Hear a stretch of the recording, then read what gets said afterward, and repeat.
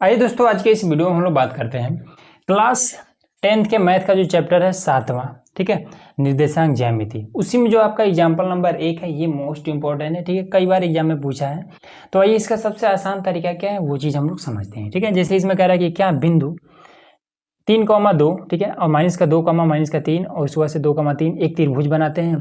एक बिंदु, दो बिंदु और तीन बिंदु, ये तीनों बिंदु मिलकर के एक त्रिभुज बनता है। यदि हाँ तो बताइए कि किस प्रकार का त्रिभुज बनता है, ठीक है। इसमें सिंपल पूछ रहा है कि ये किस प्रकार का, मतलब कि समबाहु त्रिभुज बन रहा है, विषमबाहु या फिर समकोण त्रिभुज, इसी टाइप का किस कैसा त्रिभुज बना है, ये बात इसमें बतानी है, ठीक है। तो देखिए सबसे पहला चीज कि इसको हमने हल किया है, ठीक है, तो ये एक समकोण त्रिभुज बन रहा है, ठीक है। लेकिन सबसे मेन चीज आता है कि हम कैसे जाने कि ये समकोण त्रिभुज बनेगा, ठीक है। तो समकोण त्रिभुज सबसे पहले किस टाइप का होता है ये बताते हैं, ठीक है। तो ये हमारा एक त्रिभुज है, ऐसा त्रिभुज जिसका एक कोण 90 डिग्री का है, ये आपका होता है समकोण त्रिभुज, ठीक है। इसको इस बिंदु का नाम मान लेते हैं ए है, इस बिंदु का नाम मान लेते हैं बी है, ये आपका सी है, ठीक। तो समकोण त्रिभुज पर पाइथागोरस का एक नियम काम करता है, ठीक है। पाइथागोरस क्या कहता है कि जो सबसे बड़ी भुजा होती है इसको हम कर्ण बोलते हैं, और ये वाली जो भुजा होती है इसको हम लंब बोलते हैं, जो नीचे ये होती है इसको हम आधार बोलते हैं, ठीक है। पाइथागोरस ने क्या बताया था कि जो सबसे बड़ी भुजा होती है कर्ण, इसका अगर हम स्क्वायर कर दें तो ये बराबर हो जाता है लंब के स्क्वायर के प्लस में आधार के स्क्वायर के बराबर हो जाती है। ये किसने कहा था? पाइथागोरस ने। ये बात सबको पता होगा, ठीक है। इसमें 3 फॉर्मूले होते हैं, हालांकि हमें केवल एक ही का भी यहाँ पर जरूरत है। इतना बात क्लियर हुआ। अब इसके बाद से एक नियम और है कि अगर हम इस घात को हटा दें, ठीक है, के के ऊपर से घात को हटा दें तो ये जो मान है इधर वाला ये रूट में आ जाता है, एल का स्क्वायर प्लस में आधार का स्क्वायर, ठीक है, ए का स्क्वायर।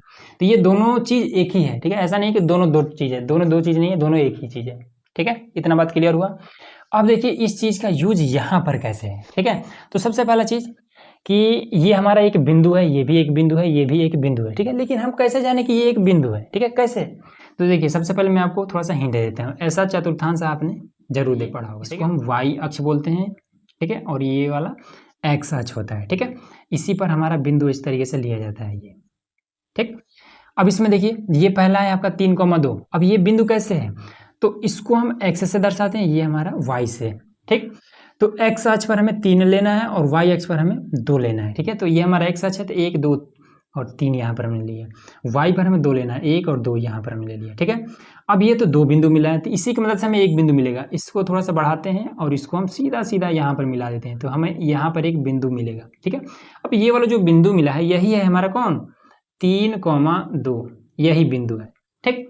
तो ये तीनों एक बिंदु है, ये बात आपको क्लियर हो गया ना। अब आ जाइए, इसका हालांकि जरूरत नहीं है बट आपको क्लियर करने के लिए हमने ये भी बता दिया, ठीक है। चलिए अब इसको मिटा देते हैं। अब देखिए यहाँ पर सबसे पहला चीज कि ये आपका इसको और इसको तीनों को हम कुछ ना कुछ बिंदु मान लेते हैं। जैसे यहाँ पर मान लेते हैं 1 बिंदु, 2 बिंदु, 3 बिंदु। त्रिभुज में 3 बिंदु होता है, ठीक है, 3 कोण होता है, 3 बिंदु होता है। तो यही वाला इसको मान लेते हैं ए है, इसको मान लेते हैं बी है, इसको मान लेते हैं सी है, ठीक है। अब जरूरी नहीं है कि इसको आप ए बी सी ही मानिए, पी क्यू आर मानिए, एल एम एन कुछ भी मान सकते हैं, ठीक है। तो हम यहाँ पर ए बी सी ले लेते हैं, ठीक है, ताकि यहाँ से भी आपको थोड़ा हिंट मिल सके। तो चलिए हल, इसको कर लेते हैं हल और इसको मान लेते हैं, ठीक है। तो लिखेंगे कि माना ए आपका हो जाएगा 3,2, उसके बाद से बी आपका हो जाएगा -2, -3 और सी आपका हो जाएगा 2,3 है। इतना बात तो क्लियर हुआ ना। अब सबसे पहले हमें क्या बताना पड़ेगा कि यहाँ पर लंब का स्क्वायर है या फिर कर्ण का स्क्वायर है या फिर आधार का स्क्वायर है, ठीक है। तो ये चीजें है क्या? तो हमें ए से बी के बीच की दूरी, तभी नहीं आपका एल निकलेगा, फिर ए से सी के बीच की दूरी तब हमारा कर्ण निकल जाएगा, फिर बी से सी तक की दूरी तब हमारा आधार निकल जाएगा, ठीक है। हमें दूरी बतानी होती है, ठीक है। अब अगर आपको निर्देशांक ज्यामिति में अगर आपको दूरी बताना है तो फॉर्मूला पता होना चाहिए दूरी वाला, ठीक है। तो दूरी का फॉर्मूला क्या होता है?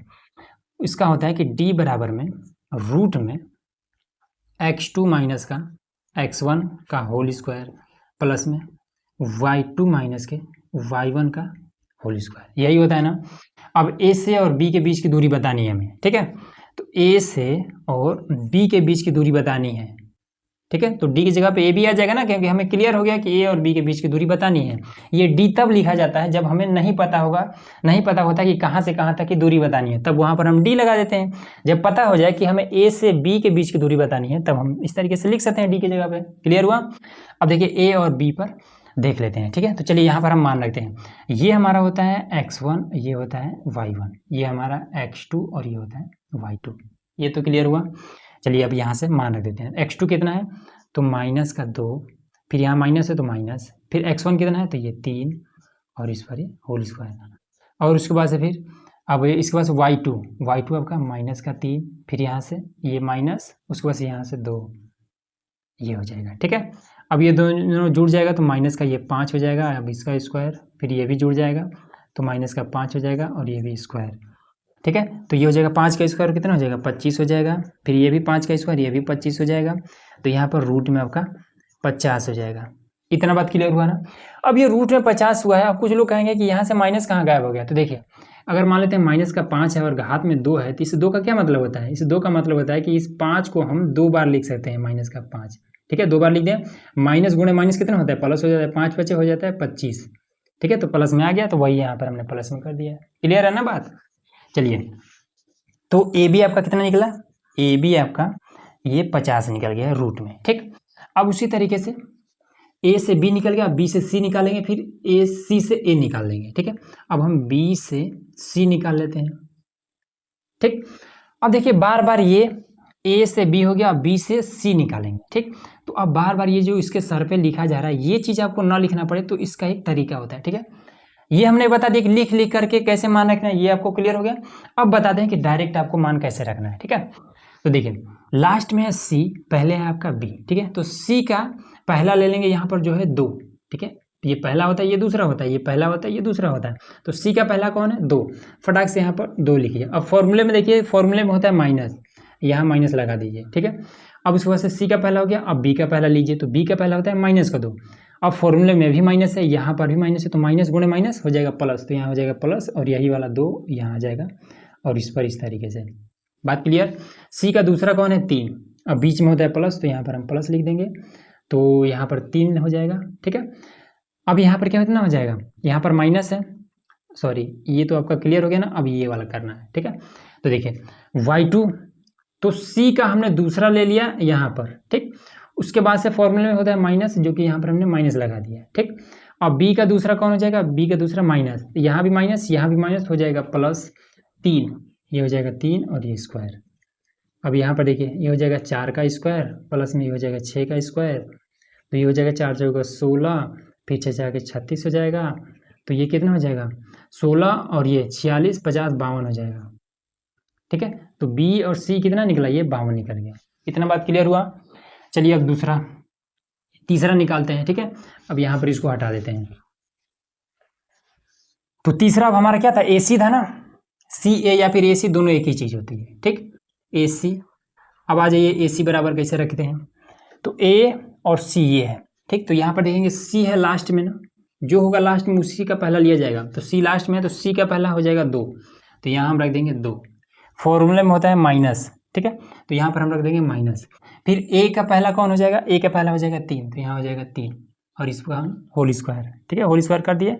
अब बीच में होता है प्लस, तो यहाँ पर हमने प्लस रख दिया, ठीक। अब सी का दूसरा 3 है, तो यहाँ पर हम 3 ले लेंगे। फिर ए का दूसरा, तो ए का दूसरा यहाँ पर 2 है, तो यहाँ पर हम 2 ले लेंगे, ठीक है। अब बीच में होता है माइनस, तो यहाँ पर हम माइनस कर देंगे और इस पर होल स्क्वायर।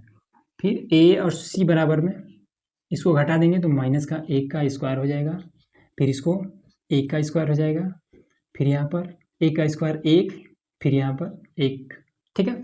यहाँ पर माइनस है तो खत्म हो जाएगा, और 1 पर चाहे जितना घात हो 1 ही होता है, ये भी आपका 1 ही हो जाएगा, तो रूट में हो जाएगा 2। इतना बात क्लियर हो गया ना। अब इसके बाद से देखिए यहाँ पर कितना है, रूट में 50 है, यहाँ पर रूट में आपका 52 है, यहाँ पर रूट में आपका 2 है। तो सबसे बड़ी इसमें भुजा कौन है, यही वाला है ना सबसे बड़ा। तो देखिए अगर हम इसको कर दें पाइथागोरस नियम से, ठीक है, लिख देते हैं कि पाइथागोरस नियम से, ठीक है।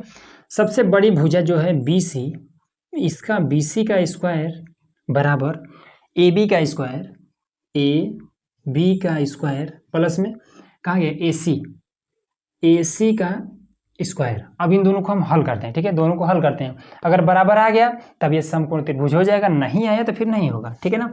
तो BC कितना है, BC का है रूट में 52, रूट में है 52, स्क्वायर लगा देंगे। अब AB कितना है, तो रूट में 50, तो रूट में आपका हो जाएगा 50। उसके बाद से AC कितना है, रूट में 2, रूट में 2 का स्क्वायर, ठीक। अब देखिए इसके घात की वजह से ये रूट खत्म हो जाएगा, इस घात की वजह से ये रूट खत्म, इसके वजह से ये रूट खत्म, यहाँ पर आया आपका 52, फिर यहाँ पर 50 और 2 52, ये हो जाएगा 52। अब ये दोनों आपस में बराबर आ चुके हैं, ठीक है। पाइथागोरस ने क्या बताया था कि जो सबसे बड़ी भुजा होगी, ठीक है, उसका स्क्वायर, ठीक है, उसका स्क्वायर तथा उसमें जो बाकी दोनों भुजाएं होंगी, ठीक है, लंब या फिर आधार, इन दोनों भुजाओं का स्क्वायर अगर आपस में जोड़ दिया जाए और ये बड़ी भुजा के बराबर आ जाता है तो ये क्या होगा, ये एक समकोण त्रिभुज में ही हो सकता है, ठीक है। तो लिख देंगे अतः यह एक समकोण त्रिभुज है। बस क्लियर हो गया। अब ये चीजें कैसे मालूम चला, पाइथागोरस पर में पाइथागोरस का जो हमने नियम लगाया है ये वाला, इसी से हमें मालूम चल गया कि ये एक समकोण त्रिभुज है, क्योंकि ये दोनों आपस में बराबर तभी होगा जब वो त्रिभुज समकोण हो। बस क्लियर हो गया।